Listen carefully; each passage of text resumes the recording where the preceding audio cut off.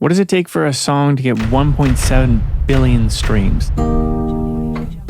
2 chords. This little banjo thing down here. Drums. Anyway, I'm not exactly sure what it takes to get 1.7 billion streams, but we can take a look under the hood. In front of me, I have all the audio files here, all the stems of the Lil Nas X song Monterro, Call Me By Your Name. So we can dive into this song and take a look. I'm going to show you 5 different areas of what I personally found interesting in this song. All these files by the way, are available for free in Logic. You just have to go, when you start a new project in Logic, you can go to demo projects and you can just get this up and take a look in the files as well. I encourage you to do so because it's really interesting to see how a song that has 1.7 billion streams and counting, how it's just made, what's under the hood, what plugins they use, what the recordings are like. And so I'm going to point out some things that are interesting right now. The first one would be the recordings.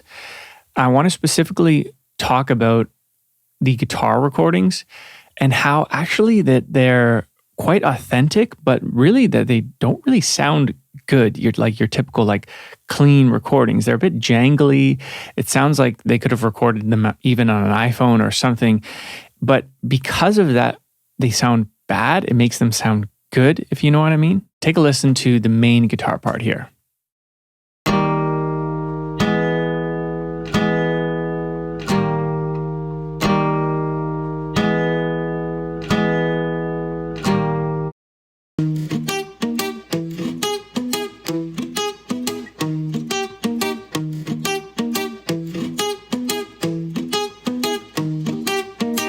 That's the main guitar part. They go back and forth between those 2 different types of tracks throughout the whole song. And it doesn't sound like an amazing guitar recording, right? But it's simple. It sounds authentic because I feel like it was just maybe in the demo project they found this recording. I just think that adds a lot of authenticity to the song. Besides the guitar track, let me show you the banjo track that I found also very jangly in a way. And even notice from like the audio signals that maybe they didn't spend a lot of time recording it. Maybe they did. This is just me guessing, but listen to the banjo parts.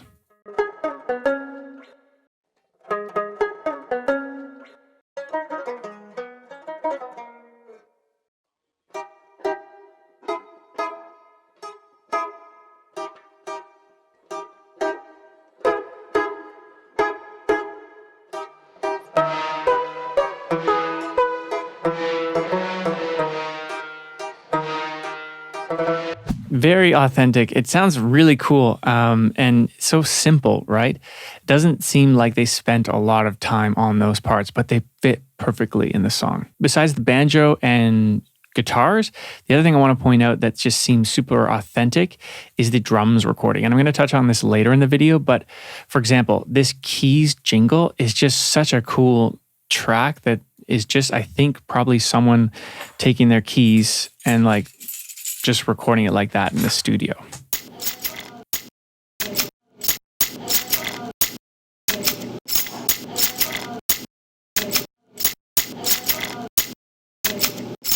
And you can hear that kind of background noise of people talking, and it's a bit like noise gated. It just has a great rhythm to it, and it adds a lot of cool texture to the track. The second thing that I found really interesting in this song was the use of space, specifically like different reverbs in the space coming like dry sections and wet sections.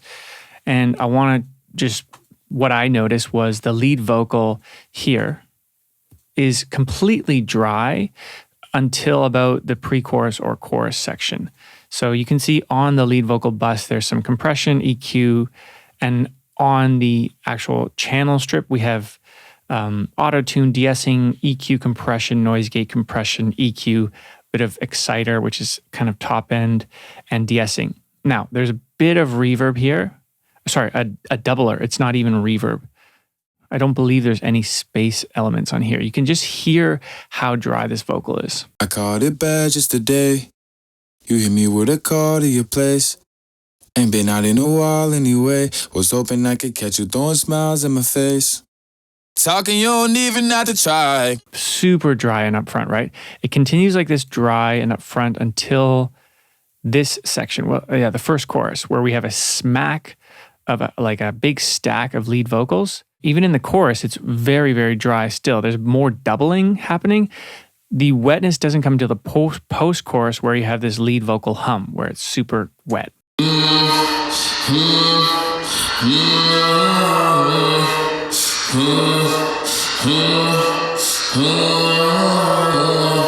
To me, the song starts dry and lasts all the way to the post-chorus where it becomes wet. And then that's just like the release, that tension and release that happens throughout the song, where I think is really cool. In general, the vocal production I think is really on point in this song. There's tons of vocals. I mean, this is mostly like one vocal track, but take a look at all the background vocals that come in here and there. Like lots of background vocals. This harmony section here is just really, really cool. I'll touch on that in a second. But we have harmonies just popping in and out right at the beginning. Like the first thing you hear is actually a harmony. I caught it bad just today. You hit me with a call to your place. Ain't been out in a while anyway. Was hoping I could catch you throwing smiles in my face. Romantic talking, you don't need. Just in and out harmonies coming, grabbing your attention, and then sitting back just provides really nice peaks and valleys throughout the song. The third thing that I found really cool was the rhythm of the song and the bounciness of the song.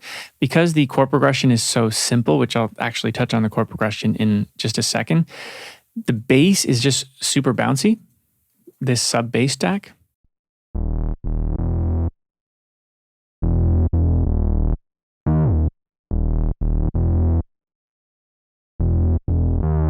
And it works really nicely in the post-chorus with the 808 they added.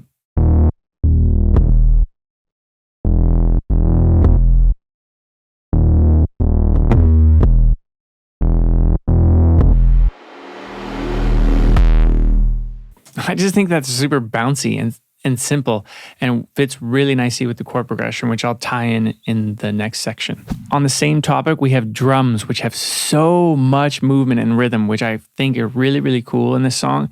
Like, I think the drums are actually my favorite part in this song because they're very authentic. There's not a lot of, I'm sure a lot of these are like samples, but it seems like they just really spent time on the sound selection of these to build this drum track.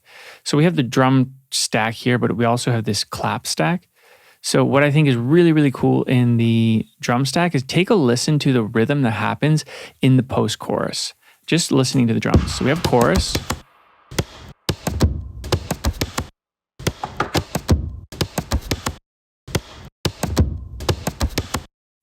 Right here. Crazy.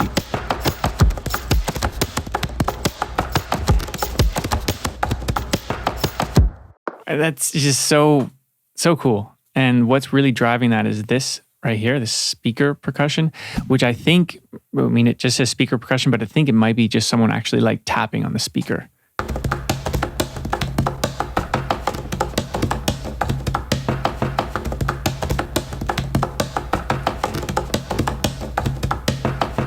How cool is that? Just so much movement, so much rhythm.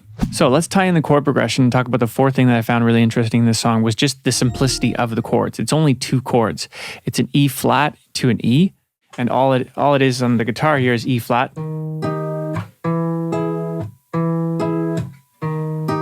And that's exactly what this guitar is doing here at the beginning.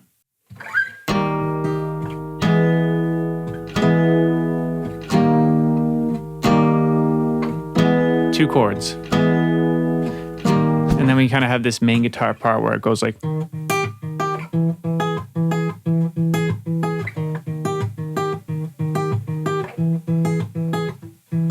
Two chords, that's the whole song. It doesn't change throughout the whole song. When you're producing and writing your own songs, if you're like, I need to go to a different chord in the chorus, or it needs to go somewhere in the bridge. Sure, sometimes, yes, it's good to go other places, but sometimes maybe all you need is two chords. Fifth and final thing that I found really interesting in this song was just the amount of hooks in the song to keep you going. So we touched a bit on vocal production, but just in general, the vocals don't stop throughout the entire song. And that's pretty typical for a pop song, right? To just drive attention. If you listen to just the lead vocal, background vocals, and bridge vocals soloed out through the entirety of the song, there's hardly any rest space. So it's just driving attention. You can see the lead vocal pretty much covers the entire song, not to mention all the background vocals and bridge vocals, which are a huge amount of, like a huge hook section here. One is that post-chorus vocal hook where it's like super wet and it's just a really catchy little hook. I be on the way like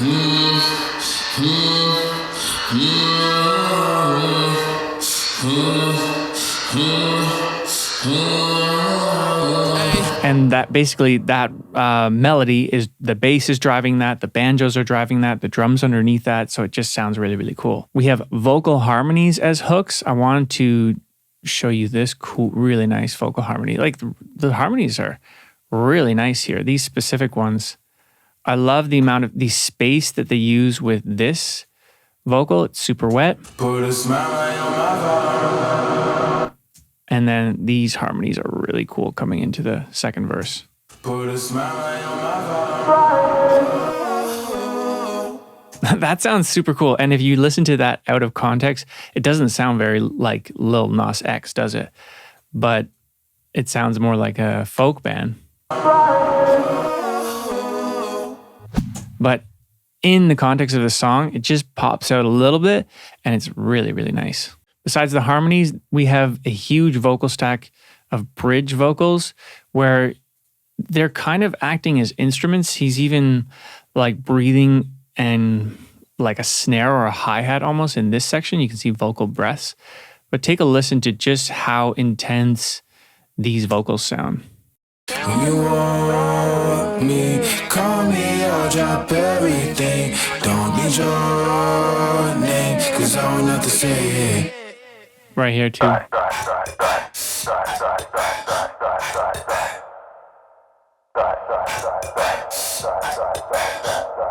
Just call me when you need me.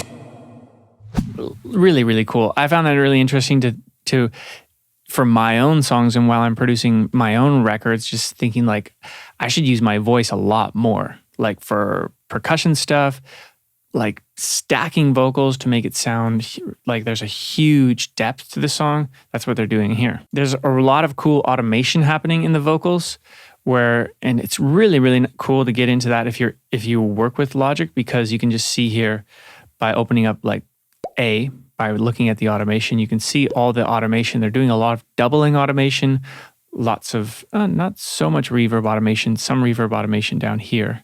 You can see what they're doing, with the automation. Is it the exact same audio files that they were, like what's that you hear on Spotify? Well, no, because actually they are taking out like some of the swear words. And I think they just re-recorded the vocal for this specific project. That's what I'm thinking, because there's like the lyrics that are on Spotify are completely different. Not completely, but they're different to what's on here.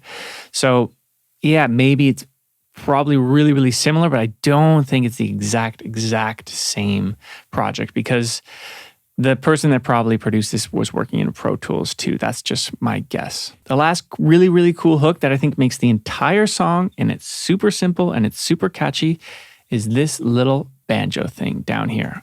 This is what makes the song. It's just this part. It's so simple, so cool. If you took that out of the song, it wouldn't be the same, because that's just the main driving top end melody that I think is sitting over nicely on everything.